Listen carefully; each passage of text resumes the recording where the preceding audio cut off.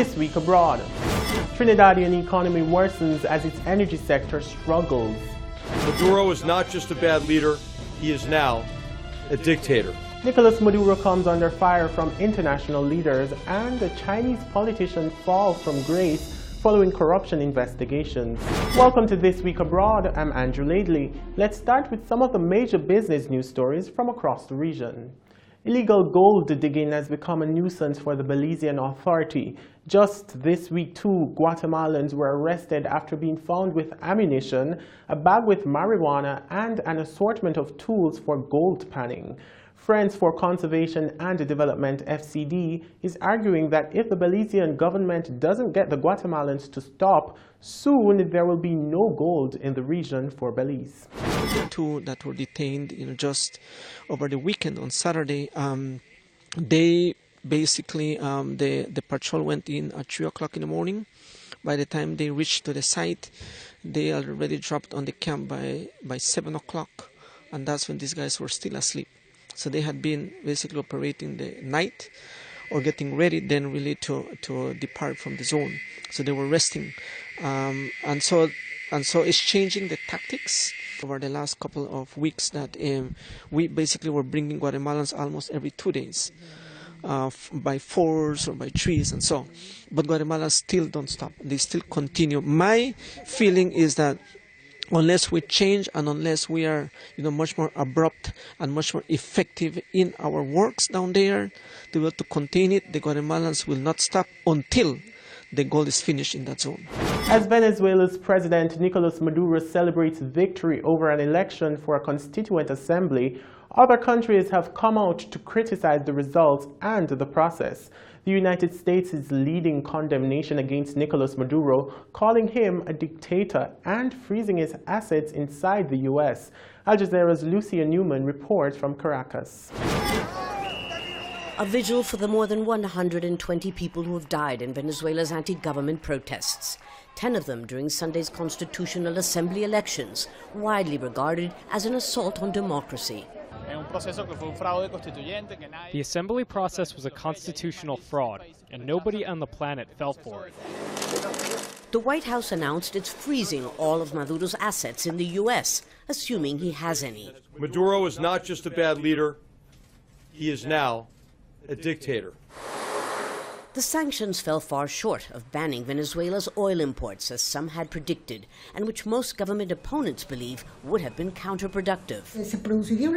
It would produce a sort of blockade, and then the culprits of our misfortune would be caused by others, and not the illegitimate actions of our perverse government. With the election out of the way, President Nicolás Maduro is set to go after his enemies in the opposition-controlled National Assembly. But his first target will be this woman, former ally Luisa Ortega, the Attorney General, who he now lambasts as a traitor. What do you think the Constituent Assembly should do with the Attorney General? Restructure it and immediately declare a state of emergency and take control of justice. Knowing that the clock is ticking fast, Ortega delivered an ominous message to Venezuelans. With this assembly, we will now see absolute power fall into the hands of the minority that will permanently do away with the right to vote. No more elections, perpetuity in power without any separation of powers. Although government opponents vow to keep resisting, the all-powerful Constitutional Assembly will soon be a reality. It's clearly no longer a matter of if, but when. It won't be long now before President Nicolás Maduro will be able to eliminate the last of the institutional obstacles to what the Attorney General calls absolute power without control. A power that Maduro says will cement a socialist revolution, while these Venezuelans brace themselves for the installation of the assembly later this week. Lucia Newman, Al Jazeera, Caracas. Guyana could start using the Chinese yuan currency soon. This after the yuan was endorsed by the Georgetown Chamber of Commerce and Industry (GCCI) as a way to lure investors to Guyanese shores.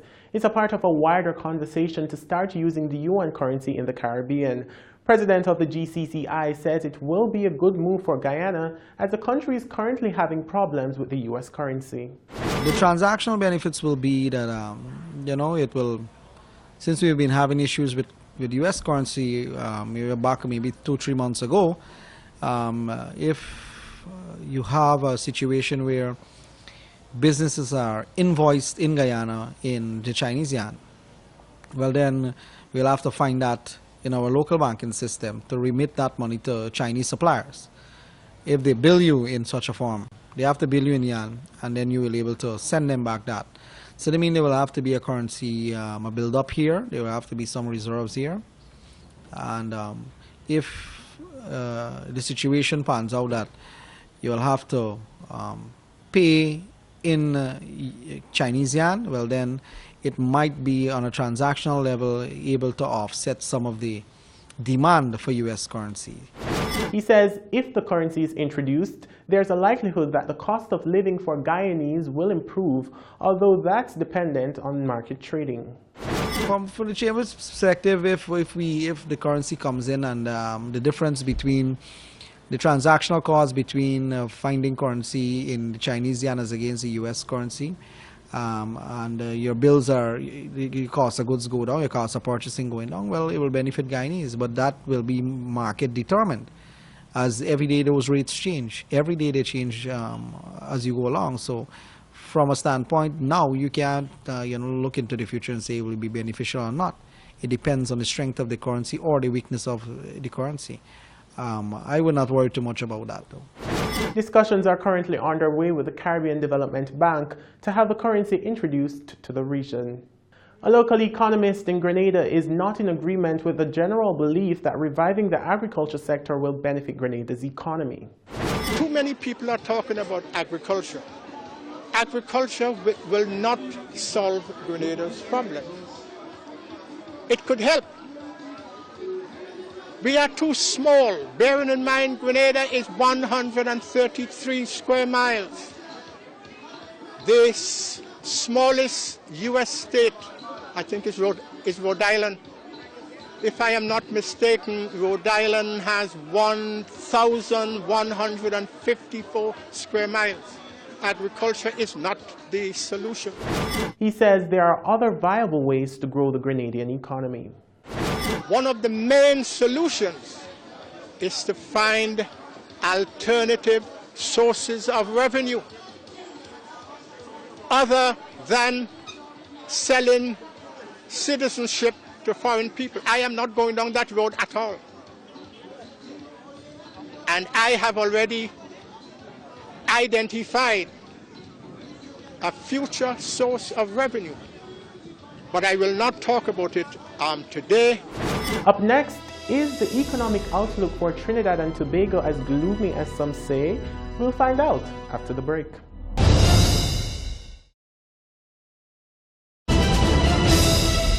Welcome back to This Week Abroad. The Central Bank of Trinidad and Tobago, CBTT, confirmed that economic activity in the Twin Island Republic has remained restrained in the first quarter of 2017.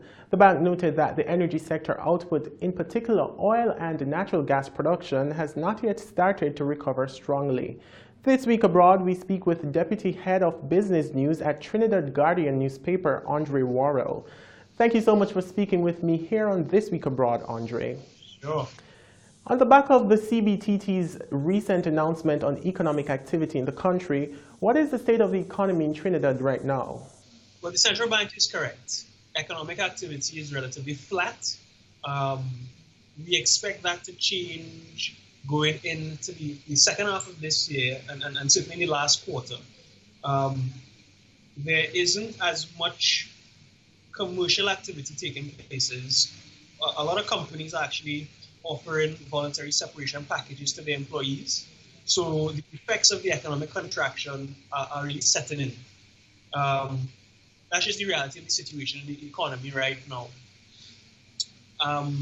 As far as different sectors are concerned, as you would be well aware, the energy sector has always been the primary driver of resources of revenue in TNT.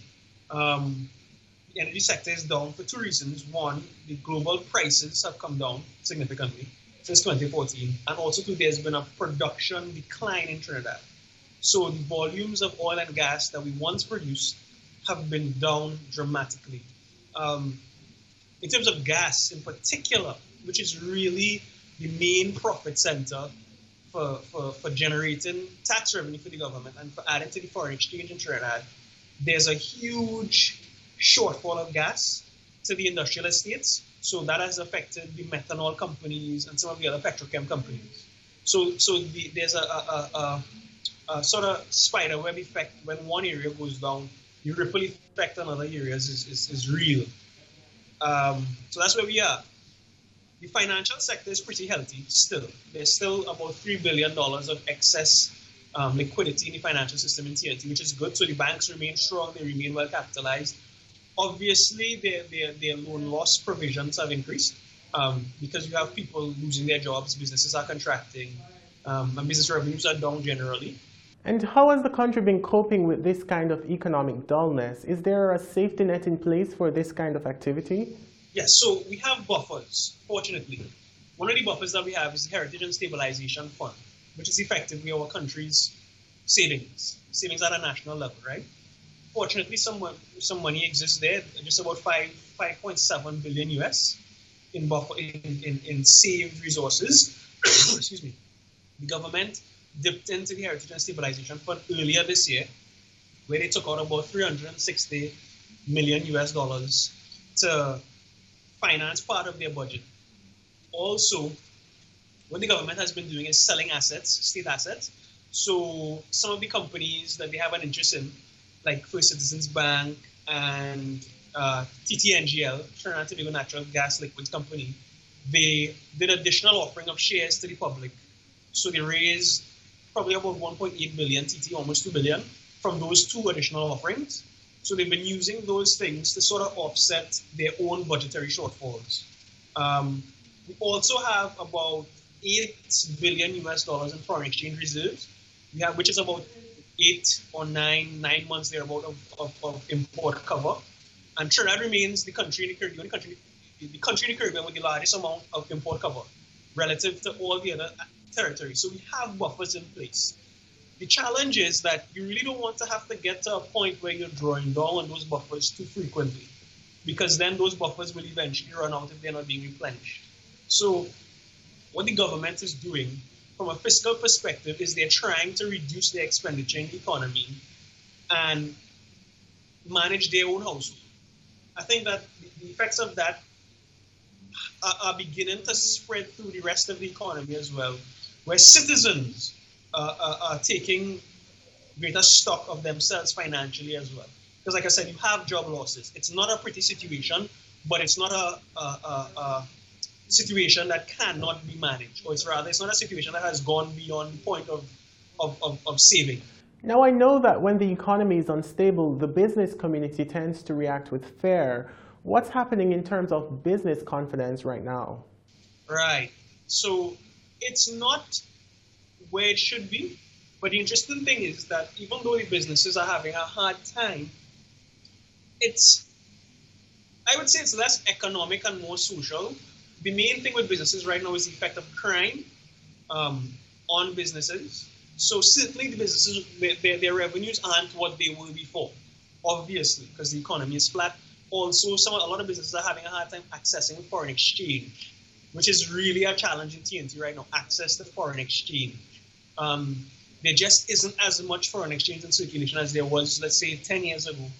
And the demand is still there because, as you may or may not know from economics, when you get to a point where you have a society that has grown accustomed to a particular standard of living, it's very hard to break that. So the demand for foreign exchange is kind of like a built-in demand right now, right? The business confidence is not where it was, but I don't think that the economy per se is the main factor for that. I think that has already been factored in because this is not the first year that we're here. We've been here since 2015, right? So the businesses have factored that. The real issue for businesses right now is just the impact of crime on commerce in TNT. Now, is there anything else you'd like to add, Andre? Yeah, I'd like to say that we're expecting a mild pickup in the last quarter of the year because of the new gas that's coming on stream. So there was a platform that was constructed called the Juniper platform, which goes out on a BP field, and they're going to be pulling gas from that. So that's going to help us a little bit. The budget is coming up in September, which is always an interesting time for the society. We expect that the government is going to do more cuts. We expect that they're going to reduce subsidies and transfers a lot more, which, in my opinion, I think is a step in the right direction. Because the reality of the situation is that the government just does not have the revenues as they did. So the budget is coming up, which is always interesting.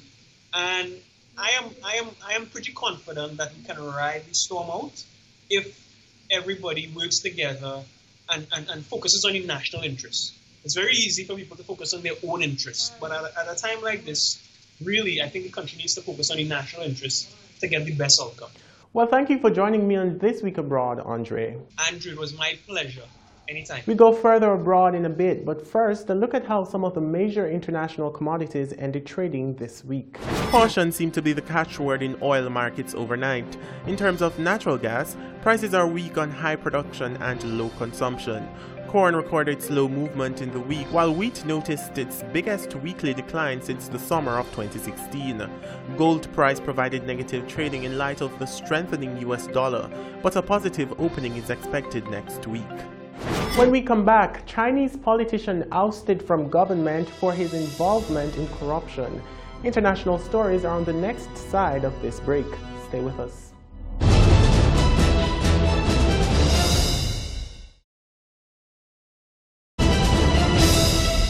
Welcome back to This Week Abroad. China's Communist Party has been left stunned by the downfall of one of its rising stars, just months ahead of a national leadership shakeup. Al Jazeera's Rob McBride has more. The dismissal has left this city of more than 30 million people in shock. Seen here on the right, Sun Jun-sai found that being Communist Party Secretary of Chongqing was no protection, becoming one of the highest profile victims of President Xi Jinping's crackdown on corruption. No one would be free from the principle of the party. I think if he is against the rules and regulations for the party, he will be punished. It is very clear. In the most recent gathering of senior Communist Party members, Sun is conspicuously absent. A search of him on the state-run TV's picture library draws a blank. For the people of Chongqing, it recalls the fate of Sun's predecessor in the top job, Bo Xilai. Bo was also seen as a rising star in the party, but his maverick style was too much for the party leadership, and he was imprisoned in 2013 in one of the biggest political scandals in decades. Sun Jun-sai probably suspected his days were numbered when a report by anti-corruption inspectors earlier this year accused him of not doing enough to eradicate Bo Xilai's legacy, regarded by Communist Party bosses as a dangerous influence. Still, for many people in Chongqing, Bo is remembered with a fondness that can't be shaken, even several years after he was jailed. Bo Xilai is credited with building affordable housing and turbocharging the local economy. And embarrassingly for the party perhaps, figures just out show Chongqing is still China's fastest growing city. Many old people in Chongqing miss him. He did many things that were good. He did many practical things for people, like infrastructure, and he made things safer in the city. The controversy comes as China prepares for the 5-yearly Autumn Congress, which will choose the next generation of leaders. And Sun's political demise is taken as evidence that Xi is firmly in control of that process, deciding who is in and who is out. But as Chongqing has shown, controlling the legacies they leave behind is a lot harder. Rob McBride, Al Jazeera, Chongqing.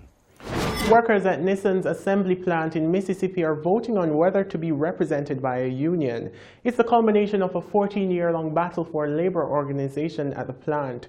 Many multinational corporations have moved their operations to southern U.S. to keep wages low, and Nissan has been fighting the union drive with an intensity that some workers say may have broken the law. More in this Al Jazeera report from Canton, Mississippi.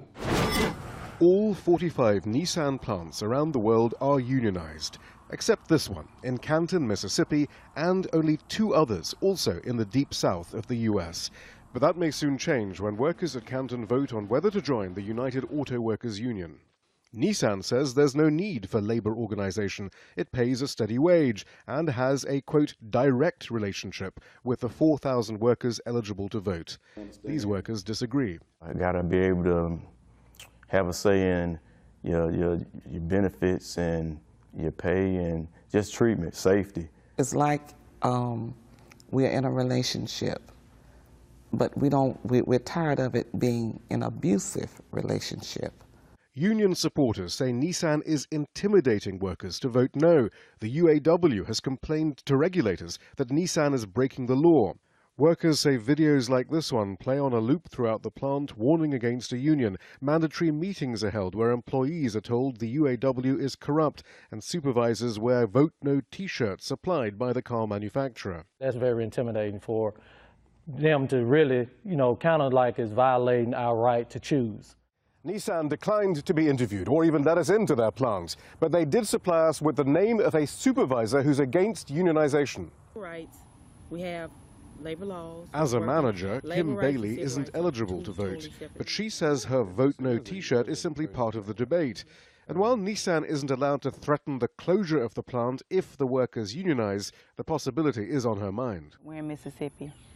We have jobs, but jobs are very limited. Is there a sense, though, that it's just not worth the risk? Me personally, I don't think it is.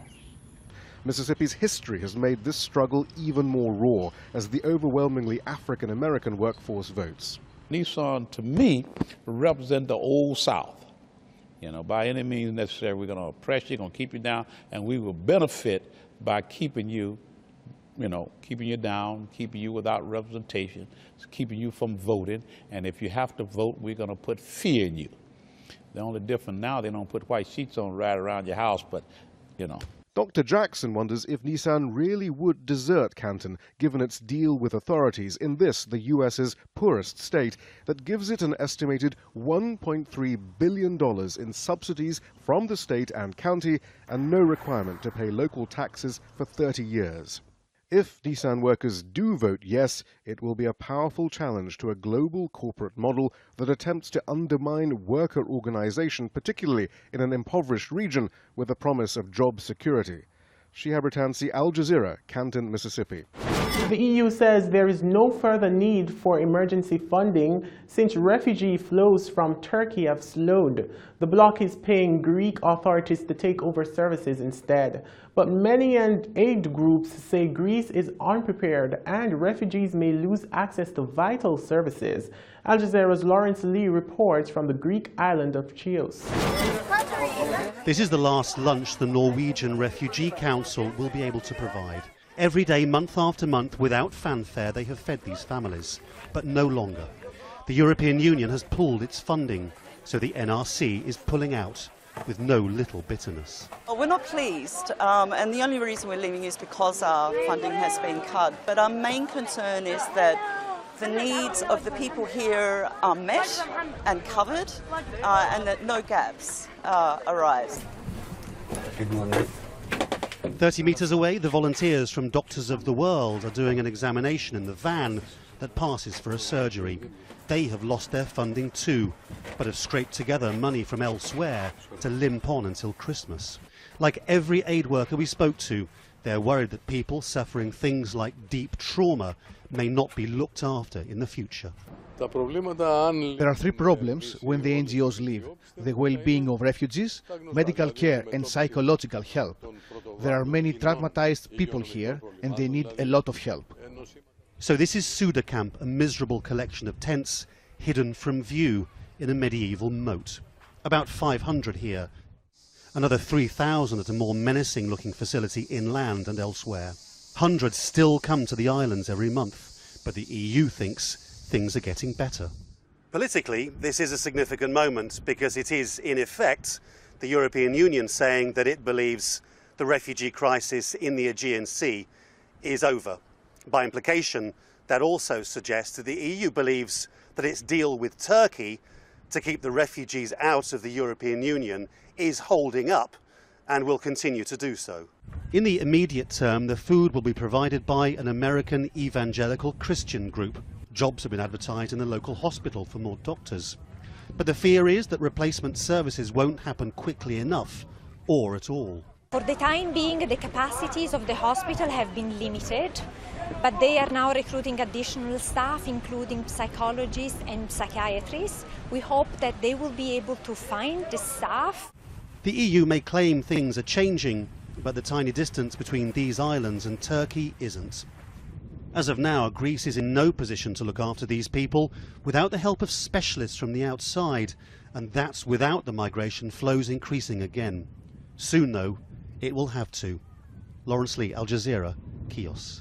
That's it for This Week Abroad. Thanks for joining us. We're back next week with more regional and international stories. But remember to catch BATV News weeknight at 7:30 p.m. I'm Andrew Laidley. Pleasant viewing.